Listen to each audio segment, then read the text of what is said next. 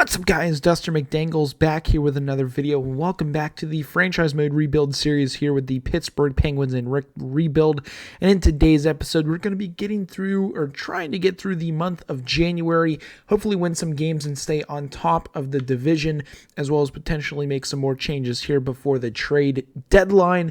As we had a comment in the last episode here from Alex, and he's wanting us to bring in one of his favorite players, Jordan Greenway from the Minnesota Wild, which before this episode, I went ahead and started the scouting on him and a few other Minnesota players we might look to bring in this episode. But if you guys are new to the channel, be sure to hit that subscribe button. We just hit 400 subscribers the other day, and I want to thank you all so much for supporting the channel and helping us grow. Again, I love making these videos for you guys. Let's keep it on going. Let's get to 500 subscribers. Let's try to hit that by the end of the year and see what happens. But again, thank you guys so much. But let's go ahead, hop into this episode. We're going to start off with a game against the San Jose Sharks. Hopefully we don't have to play this one. I mean, they're 15-18-2. You would think we'd be able to get through this game unscathed, as Hosang and Hurdle on the goals. Second period goes by, and it is all squared here at once. So we're going to actually hop into the first game here as well and see what we can do to come out on top.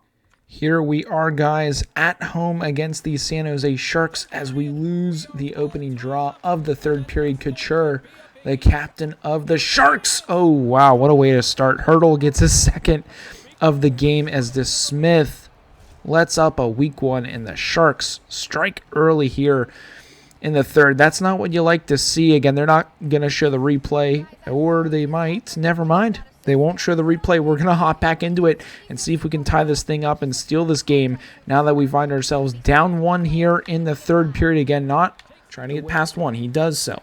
Carlson finds the point. Bonino rips a shot on target, and that is stopped nicely by DeSmith as the... Oh, boy. I was about to say, as the Sharks still have possession in the zone, and they make us pay there, alone in front, and we now find ourselves down 2 in this third period. 10 minutes left to go. We're going to have to find a spark here or something to get this game going back into the right direction, but it might be little too late, as Bluger is going to take the shot, and that is driven wide. Demers from the point. We're going to try and rip that through traffic, unable to find on the play, and that was nicely saved. And at this point, we're not winning this game, guys. We've got 14 seconds left to get something going here. As Demers going to let one rip, that's going to go by and all the way down the ice. We're going to get back into the simulation here, hopefully get back to winning ways as we lose here to the Sharks 3-1 in this game. So we'll catch you guys back here in just a second. So not where we want to be after that game here today against the Sharks. 3-1 loss. Again, home loss is never what you want to see after we had a solid outing on some away Canadian games. But we're going to get back to it on home ice here against the St. Louis Blues. First period sim, we're down 3-0. So again, it's not where we want to be. We're going to end up losing the game 4-1 as Guniarov gets his first as a Pittsburgh Penguin. Tough loss there again. We're really hoping Rask can come back soon because we need him. Again, we're still at the top of the table in the division, but we need reinforcements fast as we now find ourselves Wells Fargo Center here to take on the Philadelphia Flyers. This is a battle for the division. We got to get something going here. And away from home, we start the game off. Letang 1-0 against the Flyers. We find ourselves up 2-0 against the Flyers. Gensel. And after the third, we have a big period. Gensel, Malkin, Hosang, Giroux, and Van Riemsdyk for the Flyers. But we get a much-needed victory after 2 straight losses.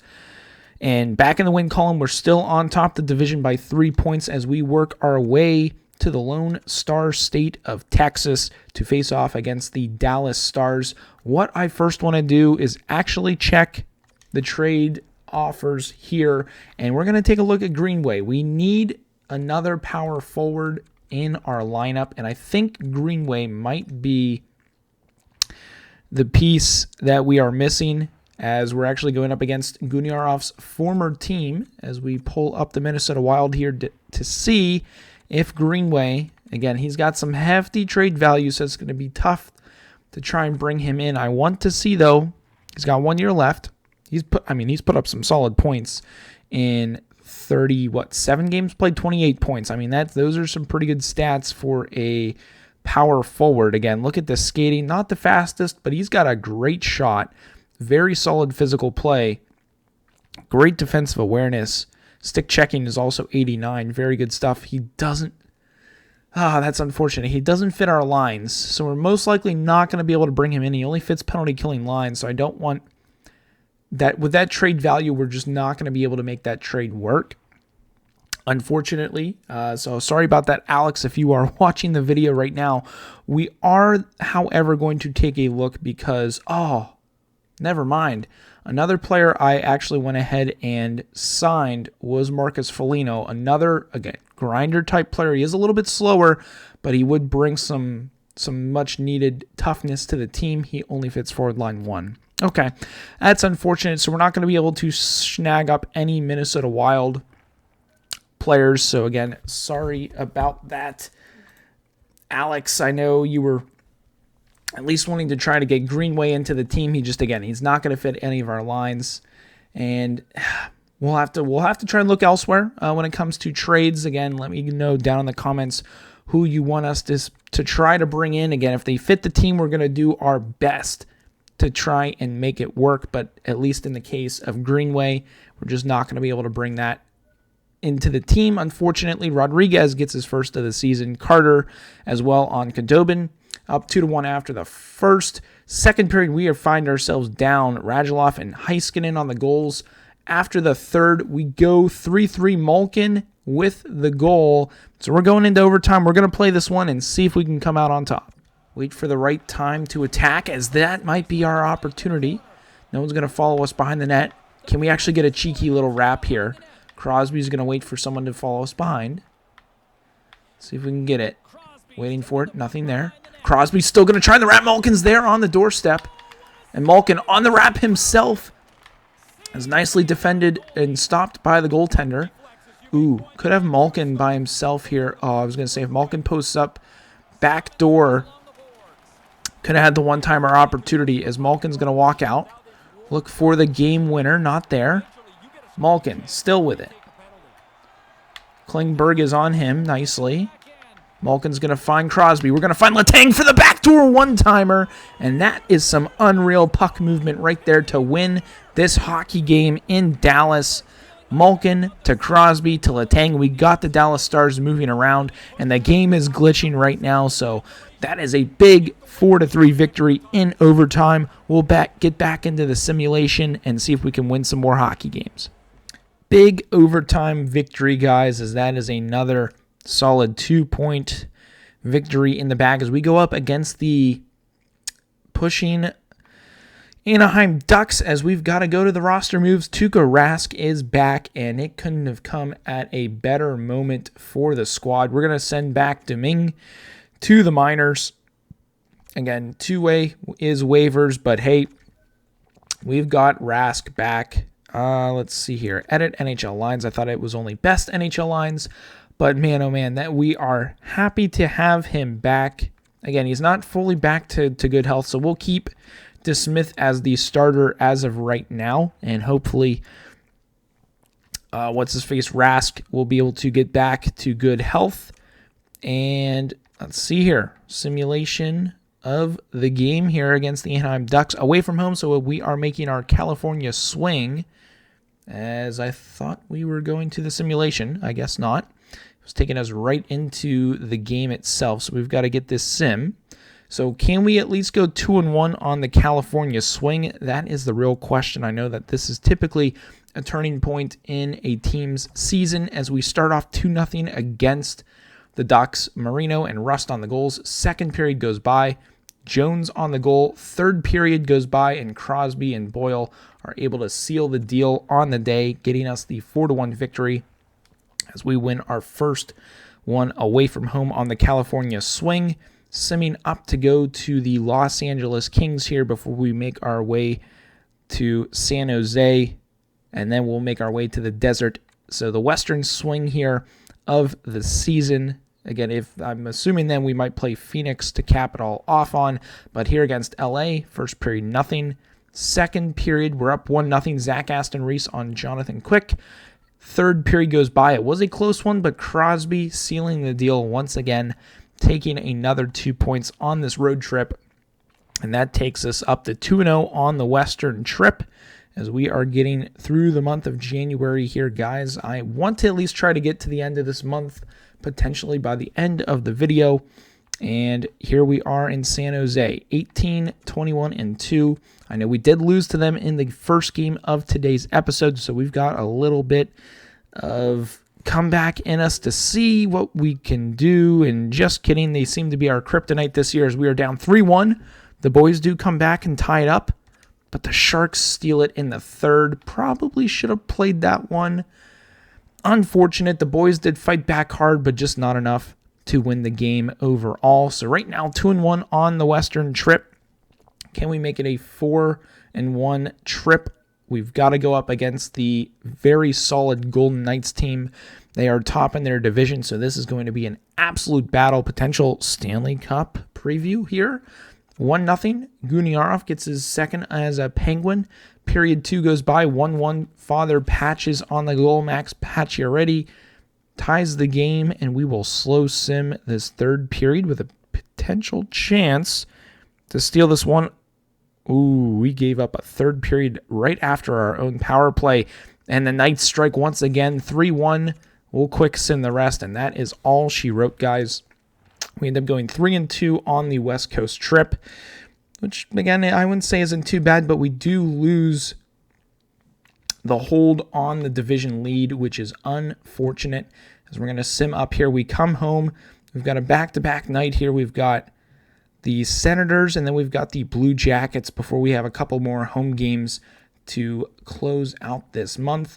I'd say let's actually go ahead, simulate through the next two games, and we'll see where that's going to leave us at here in today's video when it comes to the simulation.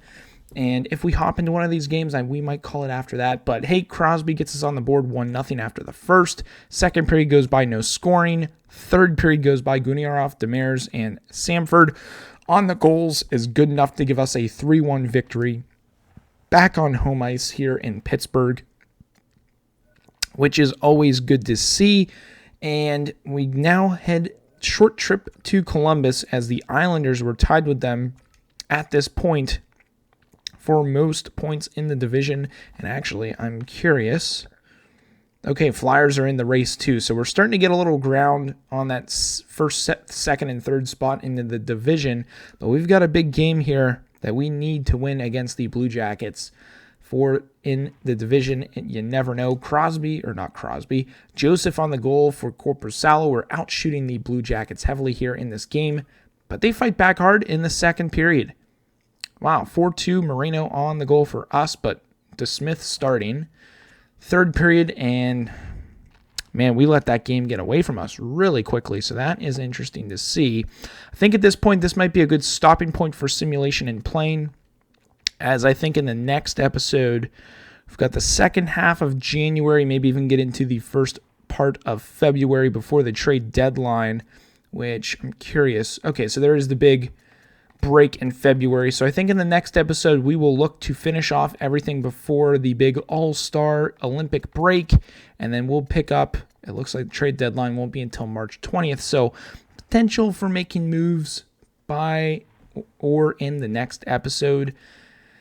Interesting stuff here. Let's actually go back here. Take a look at the standings again. We find ourselves now 2 points behind the Islanders. We're still one ahead of the Flyers. So we're still in good spot when it comes to playoffs, and the Maple Leafs look to be still leading the way when it comes to points for teams.